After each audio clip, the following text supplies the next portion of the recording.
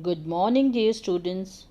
Today, in economics, we are going to continue the same chapter, that is, the story of village Palampur. Children, in yesterday's lecture, we have studied about the organization of production, and today we will study about the farming in Palampur, and we will cover few topics such as land is fixed. Is there a way one can grow more from the same land, and will the land sustain? Now let's start with land is fixed. Children, you know that farming is the main production activity in Palampur. This farming is not only main activity in Palampur, but it is main activity in the different parts of Indian villages also. Majority of people are dependent on farming for their livelihood. Either they are farmers or farm laborers. Their well-being is related to the production of the farms. That means if production is good, their life will be smooth, and if production is not good, then their life becomes miserable. The farm production can be raised by increasing the land area under the cultivation. Since 1960s, no additional land has been brought under the cultivation as none is available. By then, some of the wasteland in the village have been converted to cultivable land. There exists no further scope to increase farm production by bringing new land under the cultivation. That means every inch of land which can be cultivated has been brought under the cultivation. Now no cultivable land is left in a village. Now children, remember one thing, the standard unit of measuring land is hectare, but it can be known in a different villages with the different local names such as Biga, Gunetha, etc. 1 hectare equal the area of square with one side measuring 100 meters. Children, once again I am repeating this. The standard unit of measuring land is hectare, but in the villages we can find land area being discussed in local units such as Biga, Gunetha, etc. 1 hectare equals the area of a square with one side measuring 100 meters. Children, as you know, all the land is cultivated in Palampur. No land is left idle. Now, is there any way to grow more crops on the same field? Yes. We can use modern inputs such as HYV seeds, fertilizers, modern machineries, pesticides, modern irrigation methods to increase the production. To increase the production from the same piece of land, farmers do multiple cropping. That is, they grow more than one crop on a piece of land during the year. Multiple cropping is the most common way of increasing production. During the rainy season, that is Kharif, farmers grow jowar and bajra. These plants are used as cattle feed.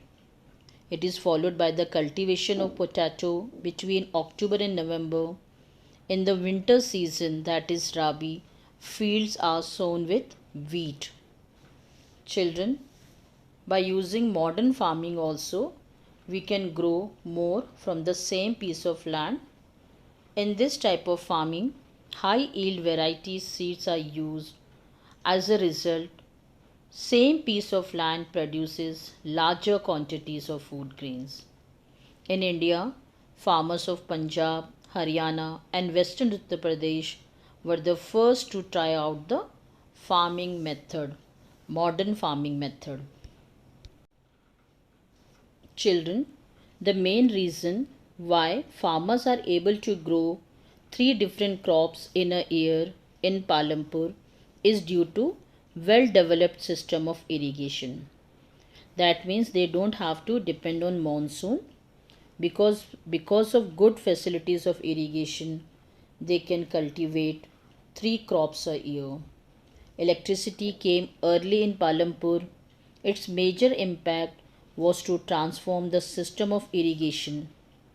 Persian wheels were till then used by the farmers to draw water from the wells and irrigate small fields. People saw that the electric run tube wells could irrigate much larger area of land more effectively. Children, because of this, the farmers in Palampur grow at least two main crops. Many are growing potatoes as third crop. Now children, it is clear that one way of increasing production from the same land is by multiple cropping. The other way is to use modern farming methods for the higher yield. Yield is measured as crop produced on a given piece of land during the single season. Till the mid 1960s, the seeds used in cultivation were traditional ones with relatively low yields. Traditional seeds needed less irrigation. Farmers used cow dung and other natural manure as fertilizers. All these were readily available with the farmers who did not have to buy them. Children, the Green Revolution in the late 1960s introduced the Indian farmers to cultivation of wheat and rice using high yield varieties of seeds compared to the traditional seeds. The HYV seeds promised to produce much greater amounts of grain on a single plant. As a result, the same piece of land would now produce far larger quantities of food grains than was possible earlier. HYV seeds, however, needed plenty of water and also chemical fertilizers and pesticides to produce best results. Higher yield were possible only from a combination of HYV seeds, irrigation, chemical fertilizers, pesticides, etc. Farmers of Punjab and Haryana and Uttar Pradesh were the first to try out the modern farming method in India. The farmers in these regions set up tube wells for irrigation and made use of HYV seeds, chemical fertilizers and pesticides in farming.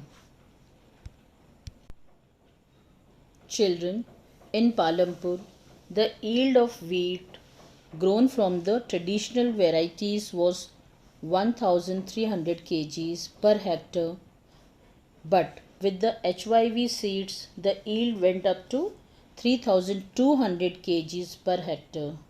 There was a large increase in the production of wheat. Farmers now had greater amounts of surplus wheat to sell in the market, and this is due to the introduction of modern farming method. Now the next subunit, will the land sustain? Children, in raising production, a great deal of pressure has been put on land and other natural resources. Due to overuse of land and the use of chemical fertilizers, soil fertility has been reduced. Children, land being a natural resource, it is necessary to be very careful in its use. Scientific reports indicate that the modern farming methods have overused the natural resource base. Now children, we will see how Green Revolution is associated with loss of soil fertility. Children, in many areas, it is associated with the loss of soil fertility due to excessive use of chemical fertilizers. Continuous use of groundwater for tube well irrigation has reduced the water table below the ground level. Pesticides and insecticides pollute surface water as well as air. Chemical fertilizers kill some necessary bacteria as well, such as nitrogen fixing bacteria that add up to the soil fertility. Thus, the cost of farming has gone up. It has adverse effect on environment as well as natural resources, thus creating pollution of soil and water due to excessive use of fertilizers. Children, now I think this topic is clear. That's all for today. Thank you and have a nice day.